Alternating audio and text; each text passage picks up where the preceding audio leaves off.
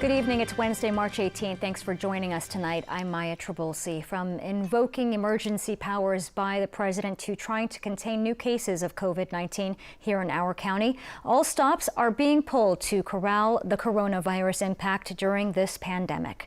Let's begin with health reporter Taryn Mento live in our newsroom with new details that were just released by city and county leaders just moments ago. Taryn, what can you tell us? Maya, San Diego Mayor Kevin Faulconer just spoke a few minutes ago. He announced actions to help businesses that may be losing money due to coronavirus. This relief package includes roughly $4 million in grants and loans to support small businesses during this difficult time. And as part of this package, we will work with private companies and financial institutions to create a small business relief fund.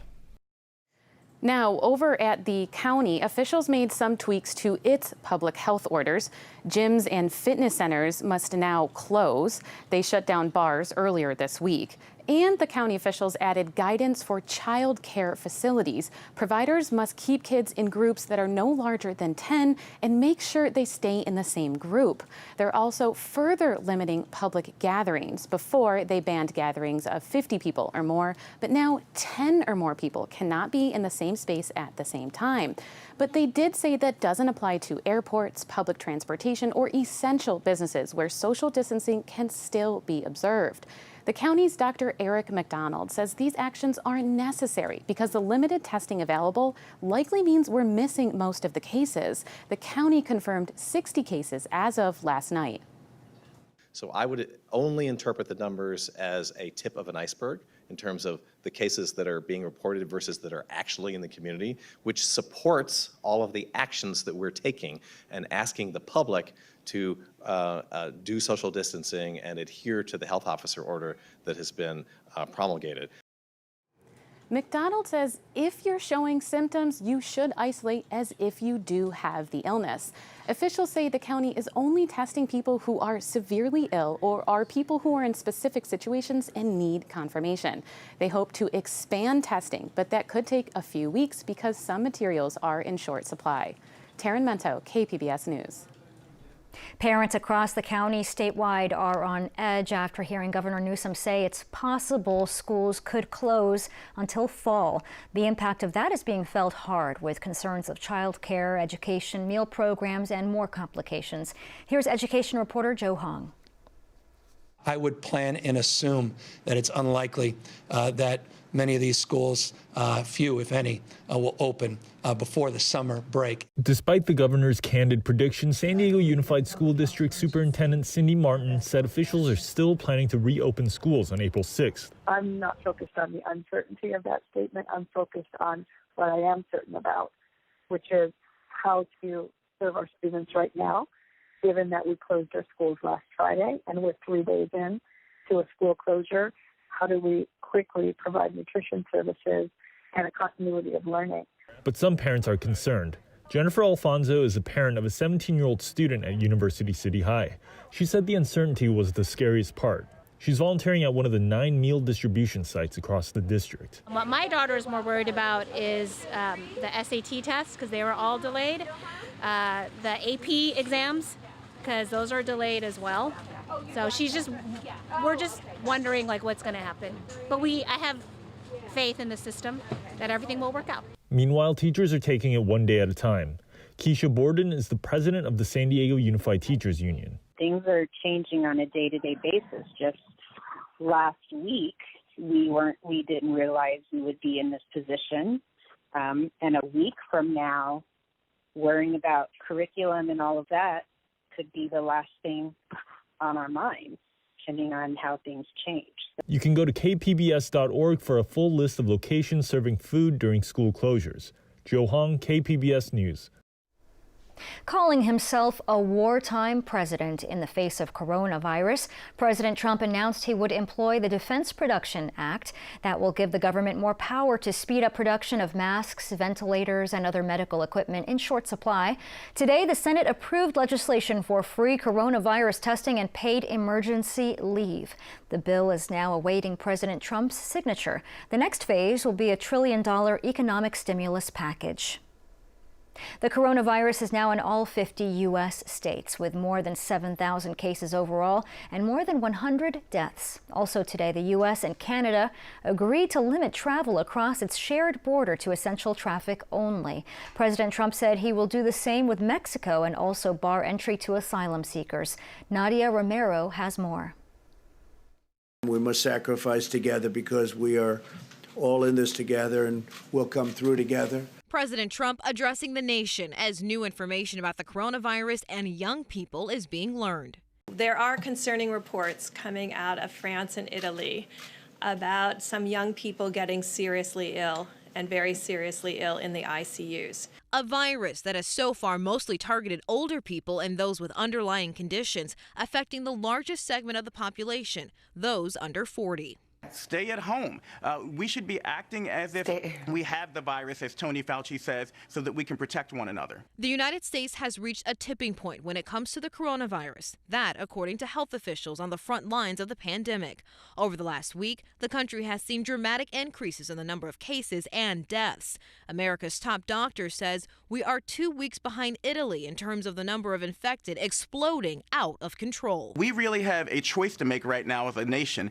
Do we want to go the way of Italy and see our numbers increase rapidly, or do we want to go the way of South Korea and China? That choice to self-isolate and shelter in place will determine how well the outbreak is handled here. If people aren't taking it seriously, you're not just affecting your health anymore, you're affecting everybody's health. In Washington, Nadia Romero, KPBS News. Another volatile day on Wall Street, ending in the red. The Dow dropped 1,300 points, closing below 20,000 for the first time in 3 years. The index gave up nearly all of its gains since President Trump took office. The S&P 500 also recorded losses around 5%. San Diego City officials are trying to ease the financial worries for people dealing with an unprecedented economic slowdown. KPBS reporter Eric Anderson says protections are aimed at giving city residents some peace of mind. I'm calling this emergency meeting of the City Council to order. San Diego City Council President Georgette Gomez presided over the extraordinary meeting. Only 3 council members were present. The rest joined the meeting by phone. The council convened to ratify the mayor's state of emergency declaration. Work is slowing down. Businesses are shuttering their doors. Jobs are being eliminated. And tax revenues are shrinking by the hour. The state of emergency allows the city to seek out state and federal funding to help deal with the impact of the COVID-19 outbreak. But that wasn't the only item the city passed. City officials took steps to make sure the pandemic doesn't hurt those losing jobs or income. We are working hard, diligently, and making sure that we're creating the proper policies to address some of the anxiety that is occurring because of this crisis that we're facing. To that end, the council took advantage of an order issued by California Governor Gavin Newsom on Monday. It allows cities to put a moratorium on evictions, both residential and business. San Diego did that. The city also stopped utility shutoffs, put a hold on some business taxes, and urged mortgage companies to voluntarily stop foreclosure proceedings. The city of San Diego is acting swiftly to help those in need. The mayor says it is critical that city residents observe the restrictions on public activity. Faulkner says the emergency orders are not optional. We all know that this isn't easy, but taking these preventative actions will only help keep all members of the public safe and healthy. That is the goal of everything that we are doing. The city's emergency declaration is in effect for 30 days, but it can be renewed for another month with the support of the council. Eric Anderson, KPBS News. And the clock is ticking right now on local college students. They're being told to get out of the dorms and to do it by tonight. KPBS's Matt Hoffman with how some are scrambling to make that happen. Yeah, he didn't believe me.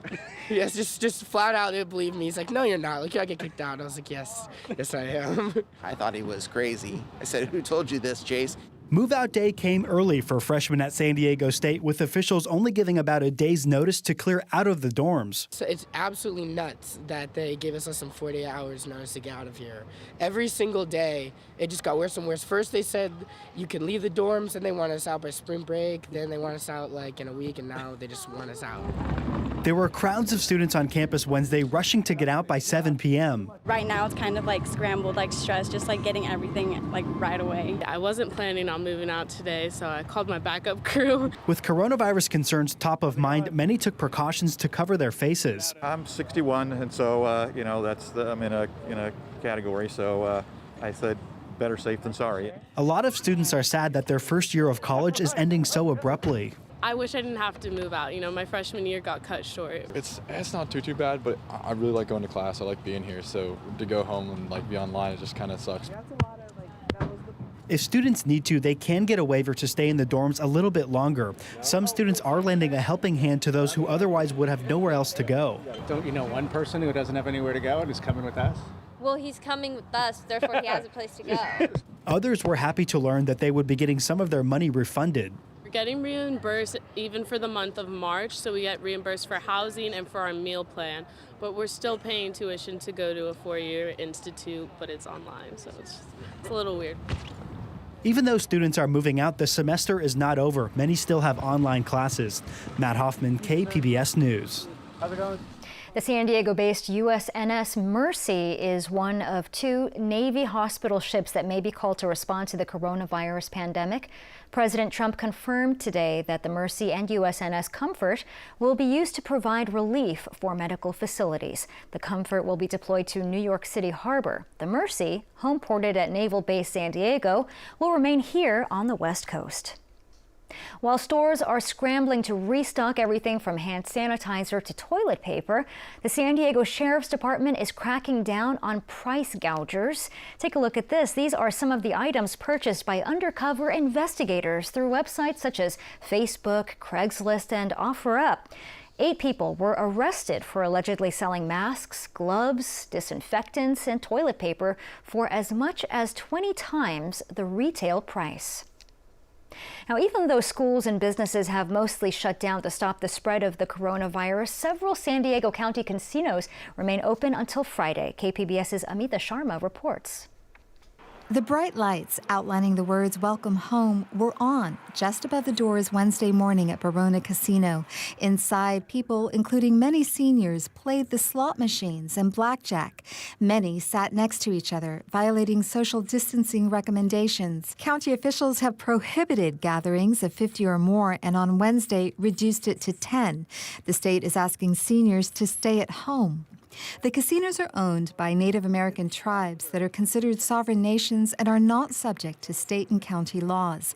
On Wednesday, there were at least 100 people in the Barona Casino.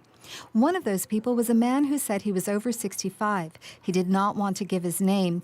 He said he brought his wife to the casino to play the slot machines and, quote, give her something to do.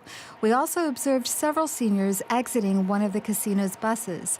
Hours after KPBS's visit, Barona and the other tribal casinos in the county announced they were closing temporarily beginning Friday. Amita Sharma, KPBS News.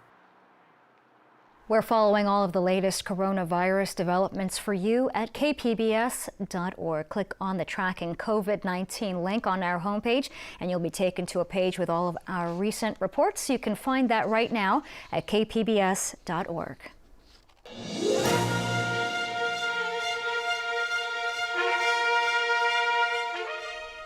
Staff for Senator Bernie Sanders say he's assessing his presidential campaign after Joe Biden swept all 3 primaries last night. The former vice president expanded his delegate lead with wins in Florida, Illinois, and Arizona. The campaigns have stopped holding regular events and rallies due to COVID-19. Instead, Biden addressed supporters from his home state of Delaware. We've moved closer to securing the Democratic Party's nomination for president. And we're doing it by building a broad coalition that we need to win in November. 5 states have already pushed back their primaries due to coronavirus concerns, and Puerto Rico might do the same. That would mean the next round of primaries won't be until April 4th. Don't put that umbrella away because we're not done with the rain quite yet. 2 storm systems are expected to bring a drop in temperatures and even possibly snow. Here is Mark Mancuso with your forecast. Good evening. It's been a cool, wet Wednesday around here, and it does look like the rain tapers to showers tonight. But those showers will hang around right through Thursday, and our temperatures will stay on the cool side, and that means some more mountain snow. Well, we've seen low pressure develop here near the northern Baja that spread the moisture up into extreme southern California. That will now continue to slide its way northeast. But notice another little swirl here, another piece of energy that rotates through our area tomorrow with more showers and more snow up in the mountains. So we've seen a nice beneficial rainfall today. That's now sliding northeast. Our precipitation tapers to showers for the overnight. Futurecast does show us showers in the area. That's right through the day Thursday, and perhaps even a few lingering showers into early on Friday. After that, we should start to see a drying trend, and it'll warm up a little bit. Up in the mountains here, we will be looking at some snowfall, so be prepared for some slippery travel. This continues right through Thursday. I think in the elevations above 4,000 feet, there will be accumulations above 5,000 feet. We could be looking at 2 to 4, perhaps 3 to 6 inches of some snow. So overnight tonight, see the cool temperatures. There'll be some mountain snow here, Mount Laguna down to freezing. Oceanside, 48 showers around. And you see our below average temperatures Thursday with more showers of rain and some snow. Looking at our forecast highs, well, you can see Ramona's at 53, but only in the 30s in Mount Laguna, and Campos in the 40s. Looking ahead, Friday, well, still kind of cool, but temperatures will start to rise some over the weekend. Then early next week, another storm system approaches, and that could bring us some more showers and maybe some high elevation snows. So here's our extended forecast. Showers continue into Thursday, finally a little milder by Saturday. Next system approaches here late Sunday into Monday. Inland areas, showers and cool, then partly sunny and milder as we head into the weekend. Showers back Sunday night into Monday, and in the mountains, colds and rain and snow in the air, then improving weather into the weekend, and Monday a shower possible. And looking into the desert, well, it looks like we'll have some milder weather into the weekend. For KPBS News, I'm meteorologist Mark Mancuso. In recent weeks, a lot of people have been using the phrase flatten the curve, but what does that mean exactly? KPBS science and technology reporter Shalina Chatlani explains why it's key to beating the coronavirus outbreak. Social distancing is exactly what it sounds like. It's keeping your distance, at least 6 feet, from other people. So working from home, skipping out on happy hours, and avoiding large gatherings, such as concerts. There are a few reasons why officials are asking for this. The first is that many people who have the virus don't know it. In fact, they may even seem perfectly healthy, says medical anthropologist Bonnie Kaiser with UC San Diego. We're starting to get data where maybe 25% of infections are or of exposures are happening when people are asymptomatic. That means many people may not realize they're spreading the virus. That's why officials say if there isn't social distancing, the number of people getting sick will grow exponentially. Here's what that looks like. If you double the size of a drop of water every minute, within less than an hour, it'll fill a baseball stadium. So for every person who tests positive, another 2 people could get the virus, and those numbers keep doubling. This rate of growth can quickly become a problem because as the number of people getting sick goes up, so will the number of people who need to go to the hospital. And that's where the phrase flatten the curve comes in, says UC San Diego health economist Jeff Clemens. So one way to think about the health system is that it's there to manage the flow of patient health needs across the population in the same way that a drainage system is there to manage the flow of water that comes from storms. Now, picture what could happen when a surge of patients check into doctors' offices across the country. Remember, we're talking exponential numbers. So the idea behind the social distancing and the flattening out of the curve is essentially an effort to sort of spread out the flow of patients so that it doesn't overwhelm the system like a major storm at any one point in time. countries around the world are implementing social distancing measures like quarantine in order to reduce the flow of patients into the healthcare system. In Italy, lessons have already been learned. There, last week, nearly 400 people died in just one day. Manuela Raffatellu is a scientist at UC San Diego who's also from Italy. So this was just, I think, the tip of the iceberg. The disease has been spreading, and especially started in northern Italy, that I would like to highlight. This is the best healthcare in the country and one of the best healthcare system in the world. But Raffatellu says some people didn't take seriously how contagious the virus is, so the disease spread. In the city of Bergamo right now, which is a city near Milan, they started quarantine a little later than other cities, and this 1 week delay for the lockdown really cost them a lot. You know, the entire newspaper is basically dedicated to people who died, you know, in a very short time. Doctors even in northern Italy are having to make tough calls on who can be seen because medical staff is limited, or they have to decide who can get life-saving supplies that are running out. And economist Jeffrey Clemens says in the United States, the hospital system could easily get overwhelmed as well. The system as a whole, you know, has roughly 1 million hospital beds, of which 100,000 beds are intensive care unit beds. And so in the event that we were to see a surge of COVID-19 infections, that system could very easily be overwhelmed. And Raffatellu says it's important for people to think about who needs those beds the most. Our parents, our grandparents, our neighbors, and so we need to do this even if we are healthy. And remember, flattening the curve isn't about panicking. It's about keeping a safe distance so we can slow down the rate of the virus. Shalina Chatlani, KPBS News. In the past several days, we've seen long lines and bare shelves at grocery stores across the country. Panic buying is happening everywhere, but as Brian Todd reports, stocking up probably won't do you much good, and it could even be dangerous. In the pre-dawn hours, senior citizens line up to get into a Houston area grocery store. The managers opened an hour early for people over 65. At his Morton Williams supermarkets in New York, Avi Kaner is also giving seniors priority in the mornings. But the run on some items, he says, is still relentless. Whenever we do get new rations in of hand sanitizer and wipes, we actually put them out by the registers and they go within minutes. Across the U.S., stockpiling seems to be everywhere. Were you trying to buy anything in there that you couldn't get?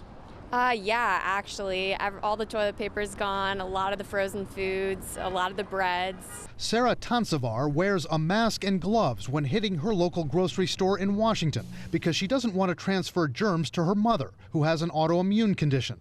Are you nervous, scared about this whole thing? Yes, I am. I've been following it pretty closely now, and it's just I don't want us to be in a situation like Italy. The panic buying binge is exhausting people on the other side of the grocery industry, distributors racing to restock. Right now we're seeing spikes in demand of a lot of staples, so frozen entrees, tomato sauce, paper products, dairy items, eggs. But some public health experts say, let's slow down a bit. They don't need a year's worth of toilet tissue. They don't need cartons of paper napkins. They don't need to buy food for 6 weeks. Experts say it's important for customers to realize this situation is temporary. Focus on simple non-perishables that can sustain us inside our homes for a couple of weeks, like tuna or peanut butter and jelly. Prioritize what you'll really need. Maybe getting a 3-month supply of medications, or thinking about if they need to potentially schedule some things out in the community, how they can risk mitigate so that they don't actually go out and actually have close contact with folks and be potentially exposed. Experts on trauma say during this pandemic, people have to fight off some strong psychological pulls. People need to gain a sense of control, right? So panic buying is an attempt to gain control over something that they feel uncontrollable around, right? That there's a sense of helplessness. But health experts point out, going out and crowding into your local grocery store just by itself isn't the healthiest move. that standing in those long lines within a few inches of people is not the kind of social distancing that's recommended. And they say, however, wherever you shop, do it calmly. There's no reason to panic. There's no reason to rush out and buy every item on the shelves. First of all, what that does is just increases people's sense of doom and gloom here, which will not be necessary. And that was Brian Todd reporting. And now more stores are setting aside time for the most vulnerable customers. Target announced that locations nationwide will reserve the first hour of shopping each Wednesday for the elderly and those with underlying health conditions. Also starting today, all Whole Foods Market stores will let customers who are 60 and older shop 1 hour before opening to the public. And then Barron's Market locations throughout San Diego County will open at 9 a.m. for shoppers 65 and older, pregnant women, and those with disabilities. Barron's will open to everyone else at 10 a.m. And with opening day postponed, the San Diego Padres are providing relief for game day employees at Petco Park. The Padres are teaming up with Major League Baseball to create a $1 million fund. Details are expected to be finalized in the coming days. The MLB canceled the rest of spring training and pushed back the start of the regular season at least for 8 weeks. An update now on our top story, San Diego's response to slow the spread of COVID-19. San Diego Mayor Kevin Faulconer announced actions to help businesses that may be losing money due to coronavirus. Meanwhile, county health officials expanded their public health order. All gyms and fitness centers are ordered to close. Daycares are limited to stable groups of 10 children, meaning the same group of 10 children with the same child care professional each day. The rules go into effect at midnight. You can find tonight's stories on our website, kpbs.org/evening edition. I'm Maya Trabulsi. From all of us here at KPBS, thank you, be safe, and good night.